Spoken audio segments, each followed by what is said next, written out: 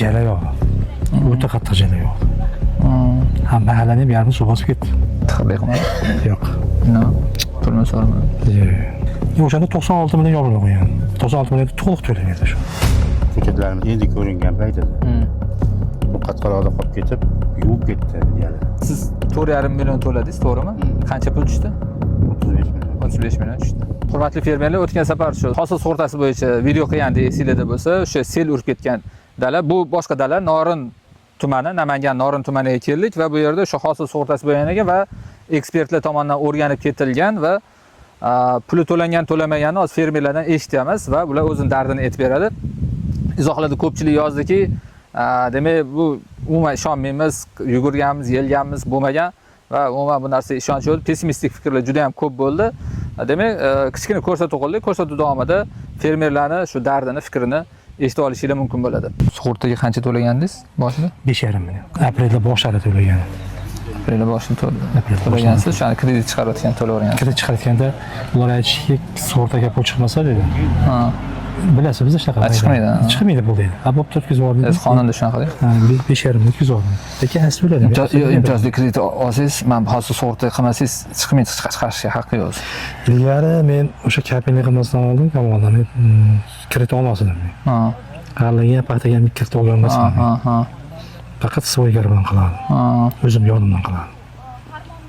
Endi o'zim to'g'rilab oldim, beylarga endi olmayman. Endi 10% lik bo'ldi, yo'q. Xolos 10% berilgan ham bo'ldi. G'allagan, paxtaga. G'allaga, paxtaga olmayman beylarga. O'zim yonimdan qilaman. Keyin ani yomg'ir qachon yog'di sizda? 28dan 29ga o'tar kechasi yog'di-da. Sel bo'ldi endi. Jala yo'q. O'ta qattiq jala yo'q. Ha, mahallaning yarmi suv bosib ketdi. Uylar suv bosib ketdi, shu daladan chiqqan. Rasm videolari bor-ku? Bor. Tashlab berasizda. Tashlab beraman. Sug'urtaga 2 o'tib olib, keyin men ko'chada eshitib qoldim. Akamlar gaplashib o'tirib, nima bo'ldi deb mana shunaqa bo'ldi dedim. Desam, sug'urta qildirganmisan dedi. Qildirganmiz, ammo murojaat qildi. To'lab beraman, ular desa, sen aytib oldim dedi. Keyin nomerni qayta olishimdan keyin buxgalterga telefon qildim dedi. Fermerda uchrasa buxgalterga bor nomersan, bor dedi. Ber nomerni dedim keyin sraz respublikada ekan nomer. Telefon qildim, bo'ldi dedi. Hozir sizga dedi, Namangandagi vakilingizni aytamiz dedi. Sizga telefon qiladi deydi. Keyin bu yoq telefon qilaman. Bajaqa shunaqa desam, kelib ko'rib, nima qilishdi. Dokumentlarni qilib berdik aytgan dokumentlarni. Tiqilmaymi? Yo'q. No. Pulni so'ramadim. Yo'q. Keyin keldi. Nima qildi keyin guvoh qildim. Qanaqa o'z tartibi? Kelishida o'z motorlarni ko'rdik. Biz asosan qatqaloq bo'lgan. Qatqaloqni o'xshab tashlagan. Qatqaloqni ko'chirib, ko'rib, boshqa qilib. Bo'lmaydi degan xulosa aytgan. Bo'lmaydi degan xulosa aytgan. Bu tushunadigan bola ekan. O'sha qishloqli bola ekan. Ko'rib turibdi, keyin ham aytaman, bo'ldi gap yo'q. Nima qilasiz? Ekamiz dedi. 3 kun 4 kun o'sha yer yetilib masa shatda ekib yubordik. Yetiladi. Boshqa. Hozir shunda 5,5 million to'lagan bo'lsangiz, keyin qancha to'lab berdi? 20 million to'laysiz. 3ta, o'sha 3ta. Hech qanaqa qog'oz yozdirolmadimda? Yo'q. Ishonganmiz o'zi berishiga. Men ishonmadimmi? Ha, berishiga. Ha, bular turishini ko'rib turib, gapirishdan. Telefon qilishdan oldin dedi. Ha, ishonmadim. Men ilgari ham to'lab bergan menga. Eski paxtani sug'urtasini. Eski paytda. O'sha kapelni qilganlarim o'sha nima kredit yopilmay qoldi. To'lab bergan. Uni agro sug'urta etdi. Agro sug'urta edi. Men agar borganda ko'rdim-da bularni. Dokument qilganda keyin unda usti 2 edi. Anaqa usti 2 shartnoma qilgan. Aytdim o'sha dokumentlarni ko'rsating, qanaqa sug'urtaga dokument tayyorlayapti. Keyin 5-6 ta nima berdi? Bir xil hammasi. Bir-biridan ko'chirib olgan. Keyin men aytdim dedim, "Ada o'tirgan odam" dedim. Babri sulga kelsa kerak. U dokumentlarni ochib ko'ramiz, desa ko'radi. Bu hammasi bir xil dedim. Ayda o'tirgandan pul beradigandan marhamat qilmasdir dedim. To'g'ri. Desam, men bilmadim, shunaqa qilib berishyapti dedim. Siz menga qanaqa dokument yashashni speskasini qilib bering dedim. O'zim dokument tayyorlab berdim. Keyin bir hafta yurdim dedim. O'zimda rasmlar bor edi. Olib qo'ygandim, yozib rasmlar. Paxtani o'sha nima qilganini, haligi ko'saqurt yeganini hammasini chirmaqanda fond rasmga qo'ygan. Keyin o'sha rasmlarni svetnoy qilib tikib, orasiga delan 3 nusxada qilib olib borib berdim. Mana Masharjon degan bola edi. Keyin ko'rdi-da, aka dedi dokumentni zo'r tayyorlab qo'ysin dedi. Endi arab berayotgan odam ham aqli bo'lsa dedi. Haqiqiy holatda qanaqa bo'lgan, boshqa bo'lgan hammasi bir xil o'zini berishimiz kerak dedi. O'shanda 96 million yozilib qo'ygan. 96 million to'liq to'layverdi shunda. Kredit. Imtiyozli kredit. Men hozir men bunaqa endi men gidrometrga bordinglarmi? Gidrogeologiya, bormadik. bilan o'zi qilgan, ha? O'zi qilishdi. O'sha ilgari men o'zim qilganimda gidrometrga borganman men shaharga. O'sha qilishni men ham qilganman-da. Oldin o'sha Gidrometdan oldin, vatxozdan oldin. Men olganman men shaharda. Ha, endi Ammo qiynalib olganman rasman. O'zimizni vatxozdan bermay kuydirib berdi. Ha, bitta. Hozir mana shu yaqinda. Yo'q, haligi o'sha ilgari qilgan. Ilgari, ha. O'zimizni rayonda vatxoz ham bermadik. Hozir vatxoz hech narsa qilmadingiz, to'g'rimi? Yo'q, hech narsa qilmadik. Faqat ekspert chaqirdingiz. Ekspert chaqirdim, keyin haligi xulosa yozib bering dedi. Ha. Xulosa yozib berdim. Fermer xo'jaligida qarorlari, nizomlari, o'shalarni hammasini dedi, kishiga nima qilib jo'nating dedi, kompyuterga jo'natib berdik. Ha. Hammasini o'zi qildi. O'zlari Yugurib ekan. Yaxshi bo'lib qopti endi hozir. Zo'r qolibdi endi o'zi deganda agar bo'lsa bu aytgandagi tashkilotlar ham qiladigan ish emasmi? Bitta bo'lib ketsa hammasi hozir gidrometdan beravermaydi. Ha, vatxoz ham shunaqa. Darrov berib qo'ymaydi qo'lingizga deb.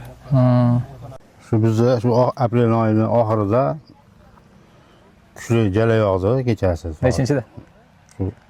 30-may, aprel bor edi. Aprel shunaqa kunlar edi. Nimalarimiz endi chiqqan, ko'chatlarimiz endi ko'ringan payt edi. Bu qatqaloqda qolib ketib, yuvib ketdi jala. Shu biz nimaga pul chiqargan edik, sug'urtaga 4,5 million pul chiqargan edik, u bizni ogohlantirishgan edi, agar bir hol bo'lsa murojaat qilasizlar deyilgan edi. Keyin biz telefon orqali chiqdik bularga. Sug'urta jamg'armasiga. Telefon qildik, ha. Telefon orqali. Keyin bularni mutaxassis jo'natishdi, o'rganib, holatni o'rganishib, keyin bizga nimani to'lab berishdi, keltirilgan zarar. Qancha vaqtda to'lab berildi endi? Bir hafta ichida to'lab berishdi. Endi qarang, hozir kamera o'chirib turing. 3-4 so'ragan joylari bo'ldimi? Bir narsa bo'ldimi? Nimasi? Yo'q, unaqa narsa bo'lgan yo'q. Bo'lmadi. Shunda o'zi nima qilib berdi? Bir anaqa bosh og'riq qilmadimi? Hech qanaqa ortiqcha hujjat so'radi? Yo'q. O'zlari kelib o'rganishdi, shu bilan telefonlashib turdik. Bugun tushadi, ertaga tushadi deyishdi. Shu bilan tushdi bu. Hozir tushgan. Keyin ungacha endi boshqatdan ekib yuborurdingiz, to'g'rimi? Ha, ungacha endi boshqatdan ekib tek turmaysiz baribir. Har bir kun oltinga teng ash kunlar. Telefoningizni yozib olsam, fermerlarga bersam bo'ladimi? Misol uchun agar osdan tushdi. Nomerimdami? Ha. Nechi? 93lik 226 74 77. Endi telefon qilib qolsa, yo'l yo'riq ko'rsatib yuborasiz. Ha, yo'l yo'riqni aytib yuboramiz. Oldin misol uchun 5-6 ta tashkilotga borlardi, oldin sizdan oldin Fazl aka bilan ham gaplashdim. Misol 5-6 yil oldin. Endi bo'lgan bo'lmagan emas-ku, o'zagida sug'urta bor edi. Keyin o'shanda men ololmaganman-da, o'zimdan fermerlik bor. Shunaqa selmi shuni jala yoqqanda qatqaloq bo'lib qolgan. Shu gidrometga birinchi borish kerak edi, vatxoz boshqa ko'p tashkilotlar borlardi. Hozir qanaqa nima bo'ldi shu jarayonni aytib bering, shu fermerlarga o'shanisi qiziqdi. Biz unaqa nimalarga ulardan hujjat olib rasmiylashtirib bularga berdik. Tursun Po'latmidi? Ha, Tursun Po'lat. Mana shu bola kelib, hamma yo'q shu bola bitirdi rayonimizga. O'zi qilib berdi. O'zi qilib berdi. Siz 4,5 million to'ladingiz, to'g'rimi? Necha gektarga? 35 gektarga. Qancha pul tushdi? 35 million. 35 million tushdi. Ha, bo'ldi. Endi sizniki Shinjon bo'lgani uchun ko'proq to'labdi. Meniki Shinjon qilingan joyim ko'rgan, jalada shu joyim olib ketgan. Tursun Po'latga mana hozir sug'urta hodisalari yuz beryapti. Mana pullarni to'lab bersizlar, rahmat. Endi o'z jarayon qanaqa? Misol uchun fermer nima qilish kerak? Nimaga e'tibor berish kerak? Shu ekspert nima ish qiladi? Shuni aniq tushunib olishsin fermerlar, shu dehqoncha qilib gapirib bering. Kamoliddin aka, savol uchun rahmat. Mana sug'urta jamg'armasi haqida gapiradigan bo'lsak, boshroqdan gapirishimizga to'g'ri keladi. Mana bu sug'urta jamg'armasining tashkil qilinishi O'zbekiston Respublikasi qonunchiligi bilan, muhtaram prezidentimizning farmonlari bilan, Vazirlar Mahkamasining qarorlari bilan alohida davlatda bitta jamg'armasi qilib tashkil qilinishi qishloq xo'jaligi sug'urta tizimida tubdan islohot bo'layotganini bir yaqqol dalil desam bo'ladi. Endi biz mustaqil ekspert sifatida shuni ayta olamanki, bu jarayon shunday bo'ladiki, mana deylik, bitta fermer xo'jaligini paxta ekin maydonidagi bo'lgan voqea hodisa tabiiy va texnik ofatlar yuzaga kelganda tartibi bo'yicha fermer xo'jaligi sug'urta jamg'armasiga xabarnoma bilan murojaat qiladi. Xabarnoma bilan murojaat qilingandan keyin u xabarnomani tegishliligi bo'yicha ekspertligi jamg'armadan topshiriq sifatida xabarnoma qanaqa saytdanmi, telegramdan, telefon? Platforma orqali o'sha saytdan joylanadi. O'sha o'zimizda sug'urta jamg'armani elektron tizimi, axborot tizimi orqali joylanadi. Albatta uni muddatlari bor. O'sha muddatlarga amal qilgan holatda necha kunda? 72 soatgacha muddatda xabarnoma berish kerak. 72 soat davomida biz ham kelib buni hodisani, ya'ni ekspertlar kelib o'rganish kerak.